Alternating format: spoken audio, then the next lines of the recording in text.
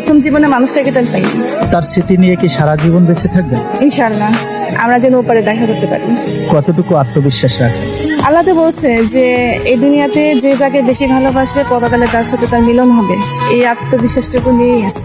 সেই মিলনের অপেক্ষায় কি দিন গুনছেন? ইনশাআল্লাহ ওই অপেক্ষায় আছে। এত প্রত্যাশা কেন? সে আশা দেখে গেছে, শেষ জীবন পর্যন্ত আমাকে ভালোবাসছে। এত হতাশার মাঝেও এত প্রত্যাশা, এটা কিভাবে দেখ? এটা হলো ভালোবাসার আসল রূপ। মানুষ পাওয়ার মধ্যে ভালোবাসা পায় না। দেখা গেল যে আমি একটা জিনিস চাইলাম, সাথে সাথে পেয়ে গেলাম, ওটার মধ্যে সুখ নেই, সম্মানও নাই। আর এখন যে আমি তাকে ভিতরে লালন করতেছি, সেটার মধ্যে ভালোবাসাও আছে, সম্মানও আছে। যে মানুষটা চলে গেছে তাও আমি তাকে ভালোবাসতেছি, তাকে আঁকড়ে রাখছি। তার একটা সম্মান না, তারও সম্মান, আমারও সম্মান তার কাছে। তার কোন স্মৃতিগুলো বেশি মনে পড়ে? আমাকে সে কাঁদতে দিত না। যখন আমার কান্না ভেজা চোখ আসে তখন এসে নানান তারান কৌতুক কথা বলে ওই মুহূর্তটাকে আনন্দের মতো আগা নিয়ে আসতো। প্রিয় মানুষটা যে কাঁদতে দিত না, আজকে তো অনেক বেশি কাঁদতে হয়।